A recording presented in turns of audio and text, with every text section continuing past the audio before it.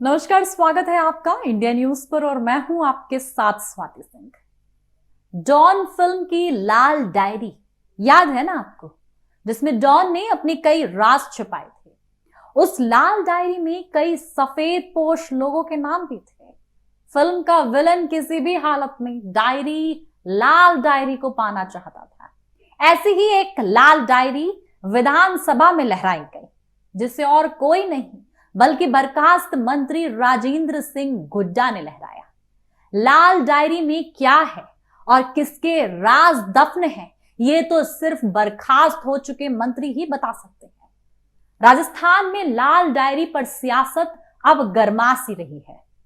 गहलोत सरकार में मंत्री रहे राजेंद्र गुड्डा विधानसभा में एक लाल डायरी लेकर पहुंच जाते हैं। क्या है पूरा मामला, चलिए आपको बताते हैं।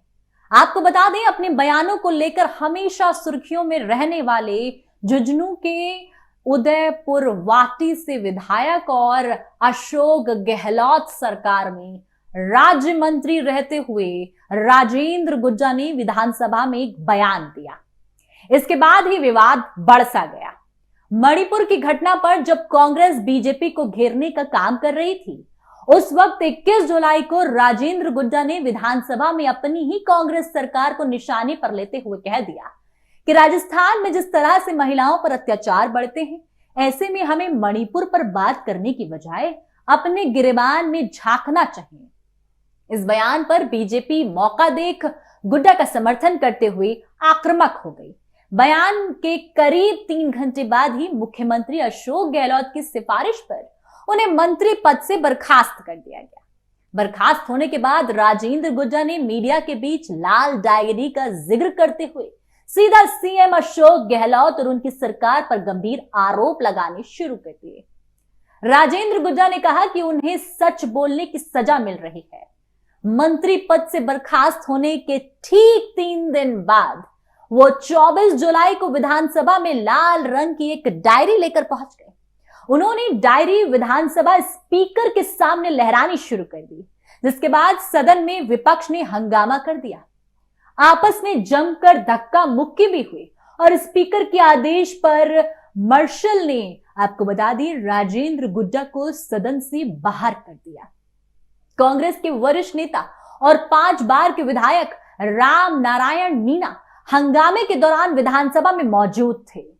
इस पूरे मामले पर राम नारायण मीणा क्या कुछ कहते हुए नजर आए, आपको वो भी बताते हैं।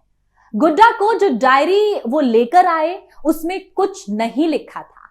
उनके पास क्या है उन्होंने नहीं बताया। वो कहते हैं कि डायरी में बहुत कुछ है, तो एक बात तो बता देते, ये महज पॉलिटिकल स्टंट है।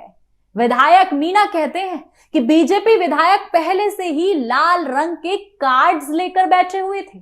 शुरुआत से सदन शांत था, लेकिन गुड्डा के सदन में आते ही लाल रंग के कार्ड दिखने लगते हैं।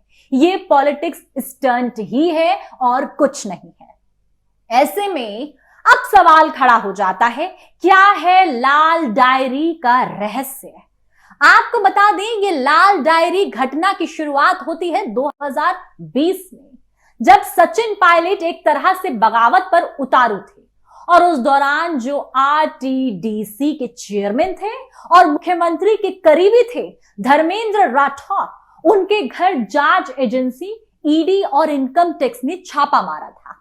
गुड्डा बताते हैं कि तब मुख्यमंत्री का फोन आया और उन्होंने कहा कि लाल डायरी है धर्मेंद्र राठौर के यहां, जैसे तैसे चाहिए। तो धीरज गुर्जर, जो कि कांग्रेस के सचिव हैं, जिनका नाम राजेंद्र गुड्डा ने उनका नाम नहीं लिया, उनके साथ जाली तोड़ कर गए और जांच एजेंसियों के बीच से लाल डायरी छीन कर ले आए और बाहर निकलकर गहलोत से कहा कि मैं लाल डायरी ले आया हूं। गहलोत ने कहा कि इसको जला दो, तो मैंने कहा कि जला देता हूं, और उसका जिक्र राजेंद्र गुड्डा ने बीच बीच में किया था। तब किसी ने गंभीरता से नहीं लिया था। अब चूंकि इनसे मंत्री पद छीन लिया गया, मंत्रिमंडल से बर्खास्त कर दिए गए, तो अचानक उनको लाल डायरी याद आ जाती है।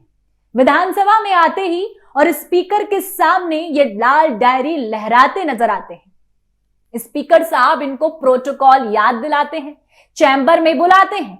इस डायरी में 500 करोड़ के घोटाले का जिक्र है। राज्यसभा चुनाव में खरीद फरोख्त कैसे हुई और उससे पहले सचिन पायलट जब बगावत पर उतरे थे तो अशोक गहलोत ने अपनी सरकार बचाने के लिए कैसे विधायकों के साथ सौदेबाजी की और अपने बेटे वैभव गहलोत को राजस्थान क्रिकेट एसोसिएशन का अध्यक्ष बनाने के लिए कैसे सौदेबाजी की। उन तमाम चीजों का इस लाल डायरी में जिक्र है, ऐसा राजेंद्र गुड्डा ने आरोप लगाया है। राजेंद्र गुड्डा ने इंडिया न्यूज को एक इंटरव्यू दिया और वो क्या कुछ कहते हुए नजर आए, एक नजर पहले इस इंटरव्यू पर। देखिए, मैं वो डायरी टेबल करना चाह रहा था और उसके बाद में ये सारे लोग, मैंने अध्यक्ष जी से उसके लिए मैं वक्तव्य भी देना चाह रहा था और वो बात मैं रखना चाह रहा था। अध्यक्ष जी ने मुझे समय नहीं दिया बोलने का और इस बीच में मेरी अध्यक्ष जी से बात ही चल रही थी। इस बीच में मेरे यहाँ धारीवाल जी बीच में बोलने के लिए खड़े हुए, तो मैंने धारीवाल जी को कहा कि मुझे बोलने दिया जाए, मुझे बोलना है। मुझे ये भी पता नहीं, कल शुक्रवार को मैं मंत्री था, अब सोमवार को मैं मंत्री नहीं हूं। मैं मंत्री के रूप में वहां बैठूं या विधायक के लिए मुझे कोई दूसरी सीट अलॉट हुई है, मैं वहां बैठूं, मैं कौन सी सीट से खड़ा होके बोलूं, न मुझे ये पता था, न इस सारे सिस्टम के बीच में वो डायरी को मैं टेबल करना चाह रहा था और इस बीच में सारे लोग मेरे ऊपर पड़ गए। पड़ के उन्होंने मुझे दबा लिया और 25-50 लोग एक आदमी के ऊपर गिर जाते हैं, फिर नीचे पड़ने वाले आदमी की क्या हालत होती है। वो तो 50 लोगों के नीचे कोई 20-25 मंत्री थे, इतने विधायक थे, वो सारे ऊपर पड़े हैं और वो एक डायरी छीन रहे हैं। तो एक आदमी 50 लोगों के सामने, तो आखिर के अंदर एक आदमी की स्टेमिना इतने लोगों के सामने। तो सर, कल तक आप उस सरकार का हिस्सा थे और अब आप कह रहे हैं कि उनका सबका नार्को टैक्स होना चाहिए मंत्रियों का।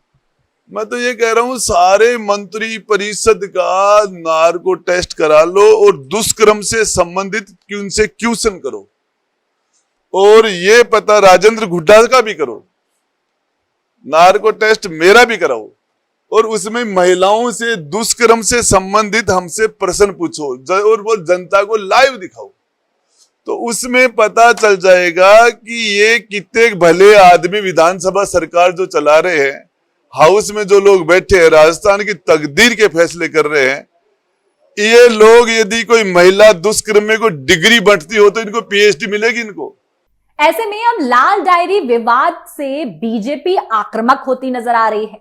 बीजेपी ने स्पष्ट किया है कि वे लाल डायरी मामले को छोड़ने वाली नहीं है और इससे जनता के बीच लेकर जाएगी। राजस्थान विधानसभा से लेकर संसद में भी बीजेपी लाल डायरी को लेकर कांग्रेस को घेरती नजर आई। यहां तक कि खुद प्रधानमंत्री नरेंद्र मोदी इस पर बोलते नजर आए, लेकिन खुद मुख्यमंत्री अशोक गहलोत पर लगे गंभीर आरोप के बावजूद उनकी ओर से कोई प्रतिक्रिया नहीं आई है। अशोक गहलोत मंत्रिमंडल की ओर से भी ऐसी खामोशी पहले नहीं देखी गई। हालांकि कुछ कांग्रेस नेताओं ने जरूर ये कहा है कि बीजेपी के इशारों पर राजेंद्र गुड्डा बेबुनियाद आरोप लगा रहे हैं। ऐसे में इस लाल डायरी का जिक्र होना, इस लाल डायरी में कई रहस्य साफ तौर पर होने की बात सामने आ रही है। ये लाल डायरी राजस्थान की सियासत में कौन सा नया तूफान लेकर आती है, इस लाल डायरी में कितने अपराधों की लिस्ट है, क्या ये लाल डायरी ही कांग्रेस का बेड़ा गर्क राजस्थान में करेगी, क्या ये लाल डायरी कांग्रेस को फिर से जमीन पर ले आएगी, क्या ये लाल डायरी कांग्रेस का काल बन जाएगी। तमाम अपडेट के लिए आप हमारे साथ बने रहें और देखते रहें इंडिया न्यूज। धन्यवाद।